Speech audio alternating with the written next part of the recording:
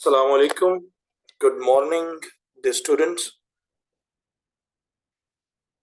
I'm your tutor Muhammad Khalid, and you are learning technical and business writing. It is week 4, lesson 7 and 8, and our today's discussion topic is a brief introduction to technical and business writing. Dear students, in the previous week, 3rd, we learned about the writing modes like description, narration, exposition, and persuasions. And you were directed to follow the instructions and create some product, be it is your own story. If it is narration, then you were asked to describe your favorite dish or some favorite automobile, computer mechanisms, or whatever. And in persuasive writing, I ask you to write a speech, some discussion, fine. And I'm sure that you will follow these instructions and will do it. Students, let's start to explore further about technical and business writing.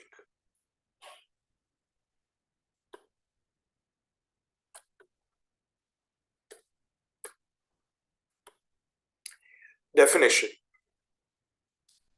Technical and business writing is a sort of writing which is required in business, technology-centered fields, emergency manuals, and user manuals. Fine. Well, technical business writing, number one, is used into the fields purely about science, technology, business, or the field which are partially linked with science, technology, and engineering. Writing about this is called technical and business writing. Well, what types of things we have to create in technical and business writing? It includes a number of lab reports, research articles, proposals, technical presentations. Patent disclosures mean the formulas and description of medicines, memos, professional emails, and much more, which is now in on the internet and social media, includes content writing and much more. Well, dear students, technical and business writing, apart from or besides the other type of writings like reflexive writing, it has a definite aim. Clear? A definite aim means that technical writing isn't something aimless, just like, for example, in literary writing, some person is writing poetry or drama or some skit for own satisfaction or simply for the entertainment of the audience. And there can a number of people watch those uh, work of arts and enjoy. And there is no boundary of language, culture, discourse. Whosoever is interested can watch. For example, a Hollywood movie, a music, some song, a story. Anybody can enjoy. People of any culture or they can enjoy. But technical and business writing is a purposeful thing. For example, definite aim. Someone is creating a professional email, and there is a definite purpose. For example, they are being an email is written to invite, inform, to assign duties, clear, to give clarifications. Fine. And there is a specific audience. And technically, business writing is always for the specific audience. Let's, for example, your books of computer sciences, case studies, books, lectures, notes, modules. A person who doesn't have interest or who is not enrolled in the field of computer sciences has nothing to do with this type of writing. I mean, it is a definite purpose that the books of the computer sciences, these lectures, they are not for the sake of entertainment. Their definite purpose is to convey the latest concepts, techniques, and training to the students to become accomplished computer professionals. And definitely, you are the specific audience. For example, your teachers teaching you the computer sciences, databases, mathematics, and many other things. You are they're doing all they are all staging all this for you. Okay, the people working in the cafeteria, the people in the staff, they are not the specific audience. They things are not being delivered for them. Objective. Technical and business writing is objective. Dear students, there are two approaches in our life. One is called subjective approach and one is called objective approach. Subjective approach is in which we can share our own interpretation, our own views. For example, explaining something about the political situation of Pakistan, which is better or which is not, or giving an interpretation over the last match between Pakistan and India, and people were giving their own perspectives. Clear? That is subjective approach. Okay.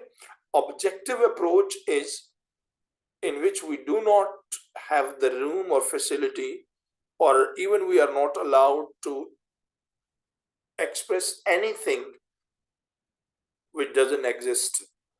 I mean, whatever we watch, that is the objective approach.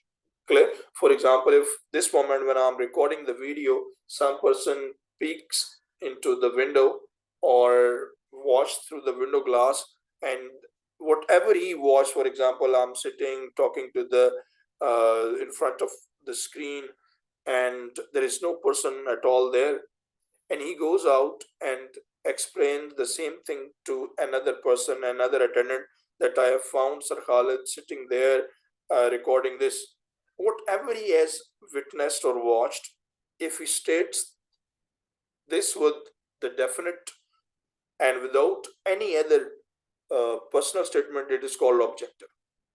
But another person, when he goes there and passes through the same room, hear some loud voice as I'm doing it now, and say to some person, I think there is someone in the room. I'm not sure who is that. Maybe it is Sir Azim who is doing it. But sometime I think this, I'm not sure, maybe he's there, there can be, this is subjective approach. The person is not sure. The person is simply making guess and conjectures. Clear? This is what the point is, that objective approach is used in scientific and technical and business writing. Well, the person writing must follow the scientific point of view. You all understand that technical and business writing is always about the field of science, technology, business, or the subject matters related to science, technology, and business. Thereby, scientific approach. Scientific approach is to observe and understand whatever is happening around us according to the scientific rules, cause and effects, logic and reason is called scientific point of view. Clear? For example, uh, this moment my mic is not working. I tried to attach it with the laptop, but it didn't work and the recording was disturbed and disrupted. What should I say? Just observe the scientific point of view. If I say that I don't know what hell has happened with this microphone, or I think that someone has uh, broken it, it is general point of view. But the scientific point of view may be different, that the microphone may have, there may be some wire damaged, or the microphone is not uh, being fixed properly into the port, and maybe the Zoom software on which I'm recording this video is not supporting it, or the setting is changed supporting it, the wire is damaged, clear is not properly connected. This is scientific point of view. And objecting over that some person has might have damaged, and there might be uh, something wrong, which is not, I mean, which is supernatural sort of thing. Clear? So a writer in technical and business field have to follow the scientific point of view. Then the person writing technically must be the man of the field. Clear? A person who has never taken computer science as majors, and if he says something, expresses, writes an article or some video log, I won't value it to be a professional work. That may be a layman's expression. Therefore, a technical writer normally is a person well trained in that field. Another quality trait of the technical and business writing is use illustrations, diagrams, models. Look, dear students, scientific and business writing is all objective. It is always about specific issues. Therefore, science can well be managed and communicated to through diagrams and illustrations. Let me take you back to your uh, earlier days of school and colleges, schools. For example, in matriculation 9th and 10th, uh, just recall the books of physics and chemistry and bio. For example, you open the book of the bio and there is the human anatomy, the structure of human ear, eye, the circulation system in the human body, and the working of the kidneys or human digestion system. All were explained with diagrams. Clear? There were pictures, diagrams, headings. Clear? And similar was in physics. The phenomena was described, modules, diagrams were given, and same thing was in the chemistry. Graph charts or the charts of the natural or the other elements, fine. They were all. So it means that in technical and business writing, illustrations, diagrams, models, they have to be followed. And science can best be taught through these models and illustrations. And another major one is specific format. Technical and business writing have to be in a definite format. Clear format means structure, layout, design. For example, a professional email, it has a different format, specific length, specific audience, writing style, and email address whereas and many other things. Similar, a technical report. Technical report is written in a different format and style. Web content, printed disclosure, letter, CV. Clear? They have the different format. Dear students, I'm sure that you have learned what is the definition of technical and business writing. Let's move to the next slide. Qualities of technical and business writing.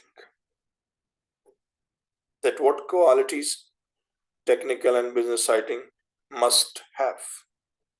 Number one, technical and business writing have to be very clear. I mean, whatever you are going to write about, we must be clear. Clear in a sense of words, terms, meanings, sentence structures, typography. Typography means typing. Clear. It should be clear in all verbal and non-verbal aspect. It must be specific. That, for example, some person is writing about the cloud computing.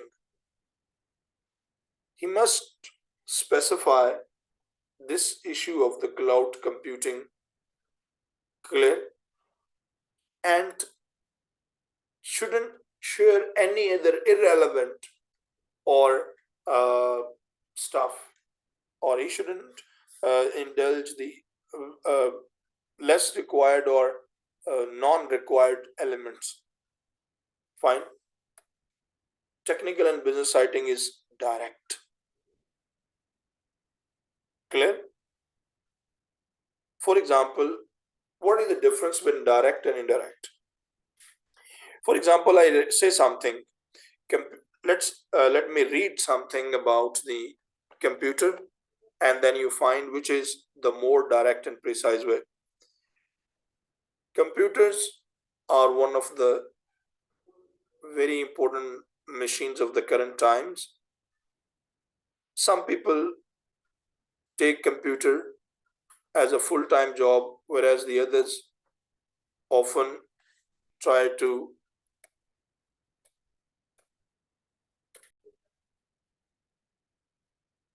well, and direct is computer is a latest machine. Everybody have to work on computer in some way.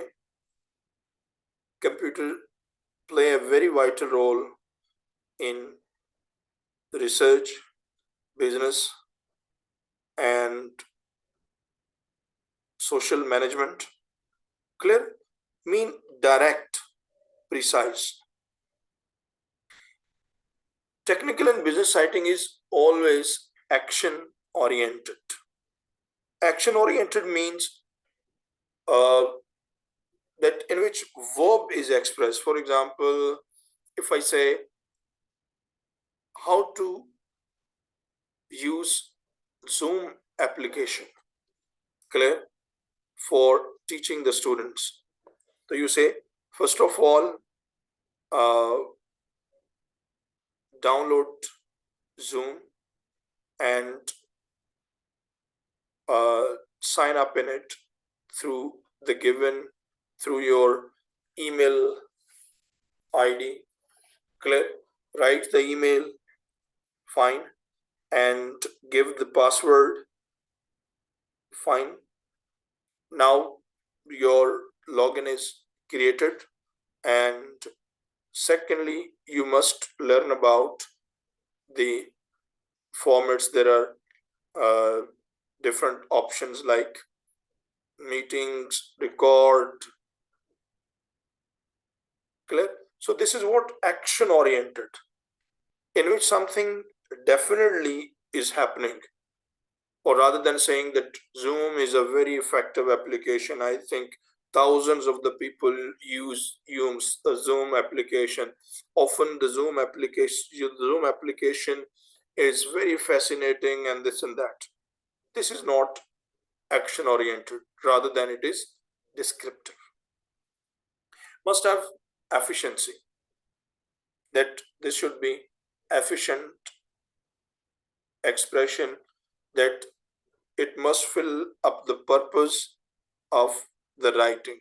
Mean the writer, technical writer, should be able to utilize the words, sentences, diagrams to launch his concept successfully. Technical and business writing is highly audience specific. Has been explained in the previous that something prepared for the medical doctors is not usable for the computer professionals.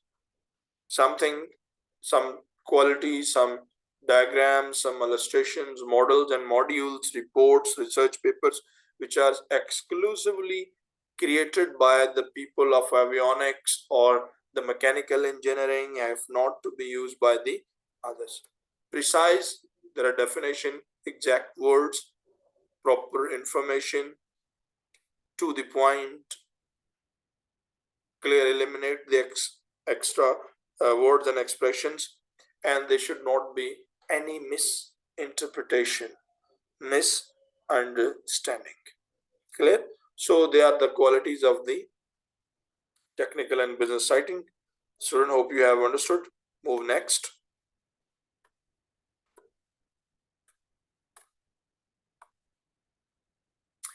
What are the common examples of the technical and business writing? Clear? There are hundreds of the products which are used in technical and business writing. The very first is user manual. User manual is a guide written for the users or non-professional people. For example, when you purchase a cell phone, and along with the cell phone is a complete guide illustrated with diagram and instructions. Clear? And that guide is just how to play or operate this gadget. Similarly, when you purchase a new refrigerator or freezer, similar things are written. User guides or manuals have extreme uh, importance. Why? Because engineer may be the one person, but users may be in the millions. Clear? If the user is able to utilize that application, it means the revenue of the company automatically generates. Software installation guides. Software installation guides are also the example, technical and business writing, how to install the softwares. And dear students, there are certain softwares which cannot be played in static mode. Clear? These applications are played on cloud. They're called SaaS uh, softwares. So these softwares all the time keep in updating. They keep including and excluding different kinds of functions, this and that, like Facebook or Twitter or WhatsApp and many other applications which keep in adding and deleting different functions. Clear? And they keep in this way they uh, generate or issue instructions. Standard operating procedures or SOP. SOP SOP standard operating procedures. Procedure is one of the very important thing. I mean, whatever the thing we have to get in action or we want to go through, that's called procedure. Procedures, for example, you want to have you want to renew your ID card, national identity card. You want to you wish to move abroad and pursue the visa application. There is a set purpose. Procedure means the set of rules and regulations and step which one have to follow to execute one thing is called procedures. Therefore, standard operating procedures, for example, how to develop the softwares, for example, SE1 and SE2 in your courses, They are the standard operating procedures to designing and the operating systems, designing or others. API documentations, service level agreement, service level agreements. You know this, that for example, when you download some new application, clear, you log a register with some uh, say online freelancing site, clear, then there is an agreement, term and conditions, clear. Do not take it simple. That is a very basic thing. Do not sign in into any application and submit your and agree with unless you have understood and gone through all the rules and regulations. Maybe you have to face the grim circumstances, because here it is all the legal thing. For example, your very important application information is stolen, or you are you found yourself be involved in some activities through that application, and the other day you are accused that I didn't know how I got entangled. So they show you this agreement that you filled up this application. Press releases. Press release actually is a formal news generated by a department about any new issue they want it broadcast to the public. That's called the press release. For example, if for example some high official or the head of the state of the other country, for example, Turkey or England, is visiting Pakistan. So the Foreign Office shall issue the press release about this visit, purpose, the dignitaries, the procedures, stay agreements, and all that. Clear? That very writing is called press release. Press release primarily is a news issued by the department on the letterhead stating the very specific information. Case studies and the white papers. Case studies, that for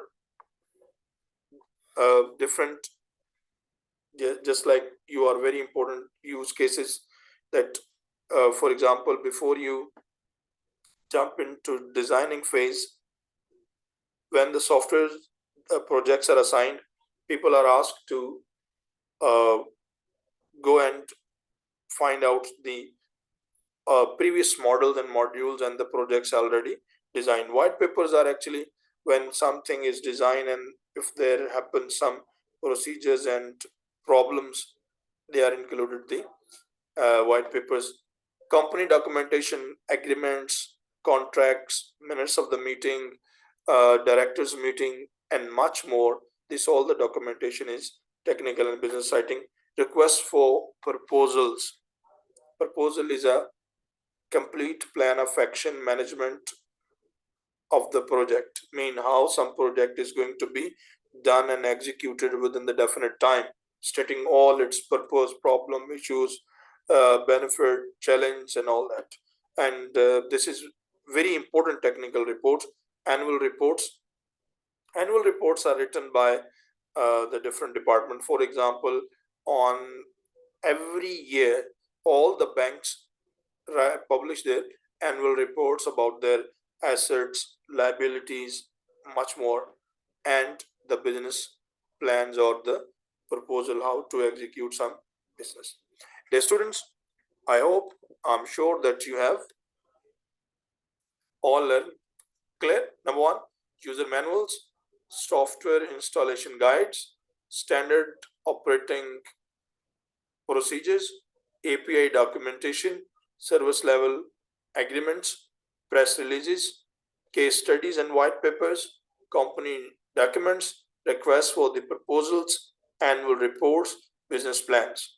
Thank you very much.